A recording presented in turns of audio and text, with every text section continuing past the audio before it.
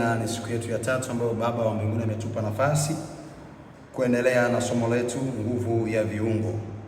Kama uko na jirani yako mwambie nguvu ya viungo. Bwana asifiwe sana. Siku ya jana tuliishia mahali ambako nikakuuliza swali, kwa nini unataka kufa? Kwa sababu ya kutokuzuia viungo vyako. Nilisema hili swali jana. Amina. Bwana asifiwe sana. Lakini basi natuombe.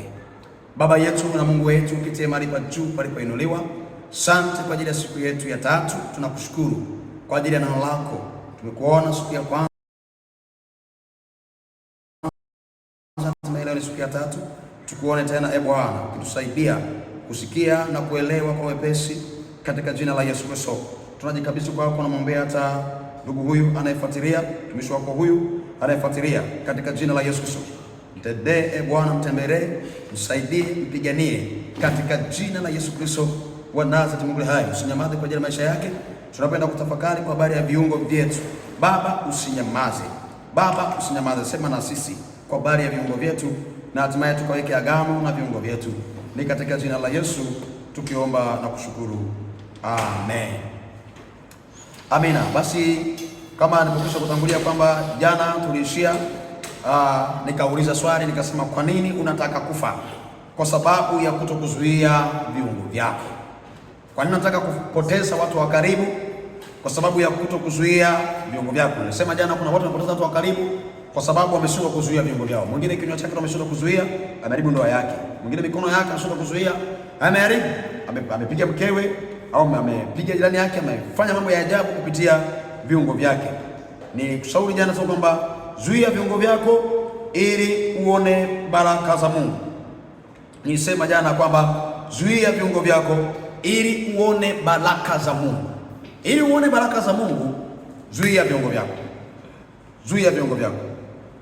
Unapozuia viungo vyako kwa ajili ya kumtii Mungu, unasababisha Mungu akubariki kiwepesi. Jina la Yesu libarikiwe sana. Amina.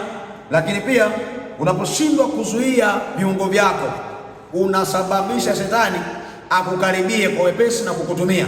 Nilisema siku ya kwanza kwamba, kama unakumbuka, nilisema kwamba shetani anatafuta mtu amtumie, na mtu mwenye viungo. Hawezi kutafuta mtu bubu, hana macho, hana mikono, hana miguu. Sasa yeye ni wani? Hawezi kutafuta mtu namna hiyo. Anatafuta mtu mwenye viungo, mwenye akili timamu, ambaye anaweza kudanganya watu, ambaye anaweza kaibia watu, ambaye anaweza kashawishi watu kufanya mambo mabaya. Shetani anatafuta mtu namna hiyo. Shetani pia, shetani ni roho, anaingia ndani ya mtu, anafanya kazi ndani ya mtu. Baada ya hapo, nilikwambia ya kufanya mambo mabaya, shetani akitoka, yule mtu anaanza kujilaumu, kwa nini nimefanya haya, kwa nini nimefanya haya. Bwana sio sana. Lakini Mungu pia nilikwambia kwamba anatamani kukutumia wewe kufanya mambo yake, kuwasaidia watu, kuokoa watu katika changamoto zao, kuwasaidia yatima, wajane na vitu kazi wa kazi. Anataka kutumia wewe ambaye una viungo, uko timamu kabisa, umeelewa, uko umekamilika. Jina la Yesu libarikiwe sana. Sasa tunasogea kwa jambo la leo kwamba jana sema kwamba zuia viungo vya ruhusu.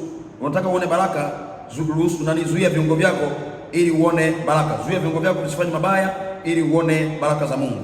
Lakini leo nasema jambo hili kwamba Mungu anamtafuta mtu ambaye atatumia viungo vyake.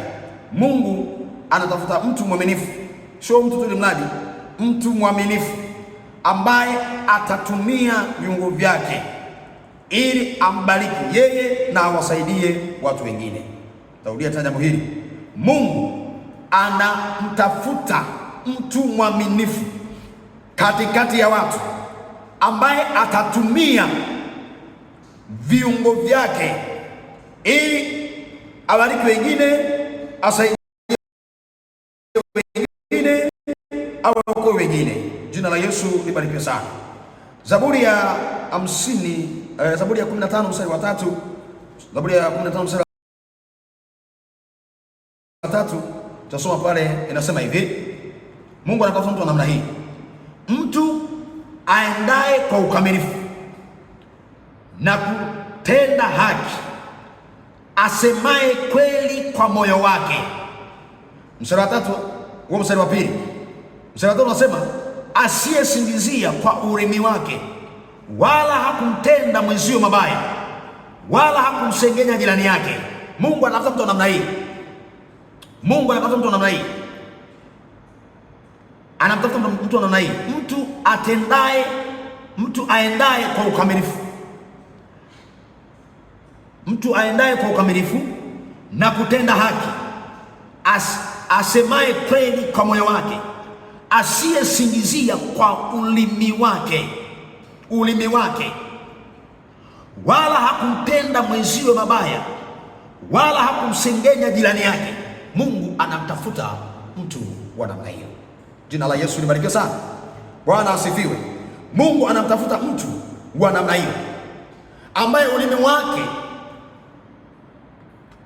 hata sengenya, ambaye ulimi wake hata tunga ila, ambaye mdomo wake hata nenea watu mabaya. Mungu anamtafuta mtu wa namna hiyo. Lengo la kumtafuta mtu wa namna hiyo, anataka amtumie, na mtu huyo ni wewe unayemtazama. Jina la Yesu libarikiwe sana. Mungu anataka akutumie wewe kupitia viungo vyako, kupitia viungo vyako. Kuna watu wameketi mahali fulani, wanasubiri wewe ukae vizuri na Mungu, wanasubiri kukaa kwako vizuri na Mungu ili Mungu awasaidie wao. Nilikwambia habari ya Musa, taifa la wana wa Israeli, watu wengi wanamsubiri mtu mmoja. Lakini pia tunaona hata Elia alipoomba kutumia viungo vyake, akatamka akasema, Bwana isijeshi, miaka 3.5. Jamii yote ikakaa inasubiri, ipo katika hali ya ukame, ipo katika hali ya shida, inasubiri mtu mmoja yule Elia aje awape suluhisho la tatizo wanalopitia. Alipokuja Elia, tusoma andiko pale, akakuta watu wamekaa katika hali ya kusita, katika hali ya kuchoka, hakuna anayeweza kuomba majibu.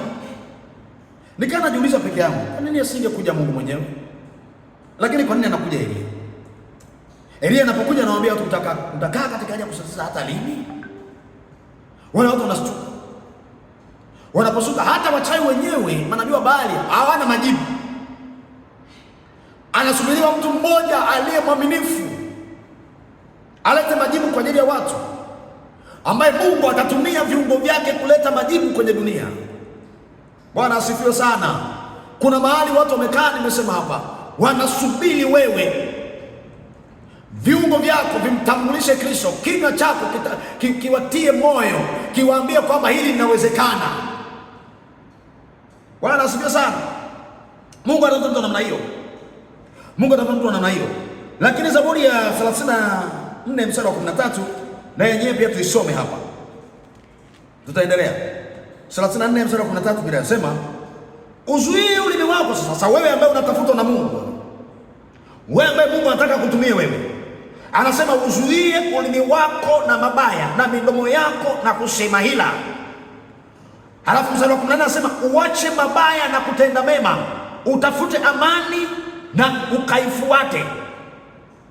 Wache mabaya na kutenda mema, utafute amani ukaifuate. Si Mungu anataka kutumia? Anasema wache mabaya ukatende mema. Mabaya unayatendaje? Kupitia moyo wako, kupitia miguu yako, kupitia mikono yako. Hakuna mtu anafanya mabaya akiwa amelala kwenye usingizi anafanya mabaya. Unasikia ameua mtu kule, alikuwa amelala kwenye usingizi. Hayupo mtu anaye. Ameua mtu, ameenda akamuua mtu. Ameiba, ameenda ameiba, ametumia viungo vyake. Ameenda amevunja ndoa ya mtu kwa washerati, ametumia viungo vyake. Sasa uache mabaya, Mungu anataka kutumie. Weka agano na viungo vyako. Mungu anataka kutumie, atumie viungo vyako kuwanyanyua wengi, kuwasaidia wengi. Jina la Yesu libarikiwe sana. Jina la Yesu libarikiwe sana. Jina la Yesu libarikiwe sana. Mungu anataka kutumie. Mungu anataka kutumie. Lakini kumbuka, wakati ambako Mungu anataka kutumie, shetani naye anakutafuta. Naye anataka kutumie. Nilisema shetani pia anatafuta watu wawatumie. Nilisema siku ya kwanza kwamba nguvu ya kuamua au ya kufanya au kutokufanya ipo ndani yako. Unaweza ukafanya au usifanye. Unaweza ukaruhusu Mungu akutumie au usiruhusu Mungu akutumie. Unaweza ukaruhusu shetani akutumie au usiruhusu shetani akutumie. Lakini hapo kwa Mungu muda mwingine analazimisha watu kuwatumia kinguvu hata kama wataki. Unaona Paulo ambaye anaitwa Sauli akalazimishwa kapigwa upofu. Kwa nini usubiri mambo haya? Kaa vizuri. Kaa vizuri. Viungo vyako visumike kuharibu watu wengine. Huyu nilisema hapa Sauli alikuwa anatumika kuwaua watu, kupiga watumishi wa Mungu, kuharibu. Mwisho wa siku yeye akafanya yale ambayo walikuwa anawazuia watu wengine wasifanye. Kwa Mungu anataka akutumie. Ili akutumie, lazima wewe uweke agano na viungo vyako kwamba kinywa changu sitatukana mimi, sitasengenya mtu mimi, sitatapeli mtu. Kinywa chako, miguu yako, kwamba sitakimbilia mabaya, sitaenda katika huko klabu, sitaenda sio wapi kwenye disco, sitaenda wapi. Ujizuie binti, ujizuie kijana, ujizuie mama, kwamba sitafanya mabaya kwa viungo vyangu vyote. Ukishakaa katika mkao huo, lazima Mungu ataanza kukutumia, kwa sababu Mungu anatafuta mtu wa namna hiyo, asiyesema uongo, asiyesema hila, asiyesengizia, asiyesengenya, asiyeiba, asiyezini, asiyetapeli watu, asiyefanya mambo ya ajabu, asiyeua watu. Mungu anatafuta mtu wa namna hii. Jina la Yesu libarikiwe sana. Haleluya. Mungu anataka kutumie. Mungu anataka kutumie. Sasa jambo la pili nataka kuzungumza hapa, hakuna neno asolijua Bwana kutoka katika kinywa chako. Hakuna neno asolijua Bwana kutoka katika kinywa chako. Na haya mambo huwezi ukaigiza, kwa sababu Mungu hakuna neno asolijua kutoka katika kinywa chako. Yote anayajua. Ukisoma ile Mithali 6:17 utakutana na hilo neno hapo. Jina la Yesu libarikiwe sana. Jina la Yesu libarikiwe sana. Unapoamua sasa kwamba viungo vyangu nataka nimtumikie Kristo, jua kwamba hakuna kitakachoshirika mbele za Mungu. Yeye atakuwa anakuona yote, atakuwa anakuona yote, na anataka kutumie wewe kuwasaidia watu wengine, kuwaokoa watu wengine, kuwatembelea watu wengine. Hawezi kwenda yeye kwa yatima, hawezi kwenda yeye kwa wajane, hawezi kwenda yeye kwa wagonjwa. Anataka kutumie wewe uende hospitalini, uende ukaone huko watu. Anataka kutumie wewe, kufika kwako wewe pale wale watu wasema tumemuona Mungu, lakini alienda pale mwanadamu, ameenda pasa, ameenda mjilisi, ameenda mwana maombi, ameenda pale. Lakini sasa tumemuona Mungu amekuja hapa. Mungu amenisaidia, amemtuma mtumishi wake amekuja hapa. Jina la Yesu libarikiwe sana. Mungu anataka akutumie. Na anasema ili Mungu akutumie lazima uweke agano. Na nilisema hapa na nitasemea hapa kwa siku ya leo kwamba agano ni makubaliano ambayo wewe unakuwa umekubaliana na viungo vyako kwamba mimi na viungo vyangu nitamtukuza Kristo, mimi na viungo vyangu nitamtumikia Kristo, mimi na viungo vyangu nitafanya ya Kristo, mimi na viungo vyangu nitafanya ya Kristo, nitatembea na Kristo. Hili ni agano. Kisha weka hili agano, Mungu anaanza kutembea na wewe. Uwe na hakika Mungu akianza kutembea na wewe, utaona baraka za Mungu, utaona watu wakiinuliwa, utaona watu wakisaidiwa. Kufika kwako watu wewe unakuta unalia, lakini ukishafika tu wale watu pale wanaanza kufurahia, maana mkombozi amekuja hapa. Jina la Yesu libarikiwe sana. Hujawahi kuona kuna mahali ambao watu walikuwa wanalia, wanatoka na machozi. Alipoingia mtu mmoja tu pale, wale watu kilio kikaisha, wakaanza kutabasamu, maana yake wamemuona mtu wa maana amekuja kwao. Jina la Yesu libarikiwe sana. Mungu akufanye kuwa wewe. Unapoenda kwa watu ambao wanatoa machozi, watu wale waache kutoa machozi, waanze kuchekelea. Jina la Yesu libarikiwe sana. Mungu akufanye kuwa wewe. Unapokuta watu waliokata tamaa, wamechoka, wanalia, Mungu akafanya kwamba akakutumia wewe kuwainua wale watu, kuwasogeza maeneo mengine. Jina la Yesu libarikiwe sana. Jina la Yesu libarikiwe sana. Nataka nikuombee sasa kama tulivyoanza na tunaendelea kwamba nguvu kubwa inatakiwa hapa. Weke agano na viungo vyako. Wewe unajua viungo vyako vinakusukuma kufanya kitu gani? Viungo vyako vinakusukuma kufanya kitu gani? Viungo vyako vinakusukuma kufanya kitu gani? Yaani peke yako ukikaa unajua viungo vyangu vinanipeleka wapi? Viungo vyangu vinapeleka. Nilisema hapo kwamba mtu hawezi kwenda kufanya uasherati kama viungo havijataka kwenda kufanya uasherati, au yeye hajataka kufanya uasherati. Viungo haviwezi kulazimisha huyu mtu akafanya na yeye ikiwa nafsi yake hataki. Watu wengi wanafanya kwa sababu wameamua kwenye moyo wake kufanya jambo fulani, na lazima alifanye kwa sababu ameamua kutoka ndani yake. Nilisema kwamba nguvu ya kushinda iko ndani yako, na ninaendelea kukataa kitu kama kwamba shetani nilipitiwa au nimeshindwa kujizuia. Amina. Kwa sababu nguvu ya kujizuia iko ndani yako. Wewe sema umeamua kuto kujizuia. Kupanga ni kuchagua. Jina la Yesu libarikiwe sana. Na kuchagua ni kuamua unafanya kitu gani. Amina, amina. Jina la Yesu libarikiwe sana. Nataka nikuombee sasa. Viungo vyako vimtii Kristo. Viungo vyako vimtii Kristo. Mungu anakutafuta. Anatafuta mtu kama wewe. hapo chini ya TV yako, chini ya simu yako, unatumia simu hapo, kama unatumia kompyuta na vitu kaza wa kaza, hapo kuna namba chini napita hapo. Hiyo namba unaweza ukaendelea kutuma haja ya maombi yako, kwamba unatamani Mungu akufanyie nini. Kuna mahali umeshindwa kujizuia, viungo vyako unashindwa kujizuia. Kuna mwingine shetani anakuoperate kwa nguvu kufanya mabaya, unahitaji msaada. Unaweza ukapiga pia hiyo simu hapo, na tutaendelea kukuombea na kukuombea zaidi. Lakini usisahau kutoa sadaka yako hapo kwenye hiyo namba hapo chini, na Mungu apigwe kubariki sana. Wacha nikuombee katika jina la Yesu. Viungo vyako vimtii Kristo katika jina la Yesu Kristo wa Nazareti Mungu hai. Baba, katika jina la Yesu Kristo, namwombea mtumishi wako huyo Bwana, miguu yake imekuwa mepesi kukimbilia mabaya, mikono yake imekuwa mepesi kumwaga damu, macho yake yamekuwa mepesi kutazama na kutamani vitu vibaya katika jina la Yesu. Moyo wake umekuwa mepesi kuhifadhi chuki na mambo kadha wa kadha yasiyofaa.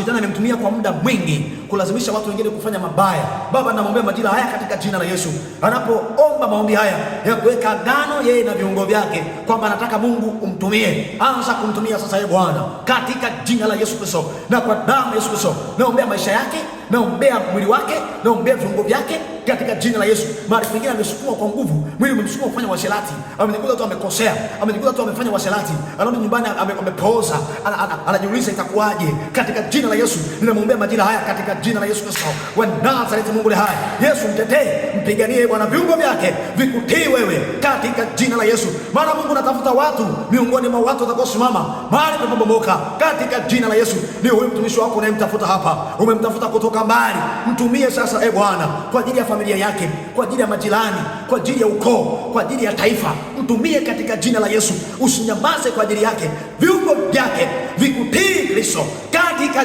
jina la Yesu Kristo wa Nazareti Mungu hai. Na Mungu wa mbinguni akubariki katika jina la Yesu. Tukutane katika siku ya kesho. Amen.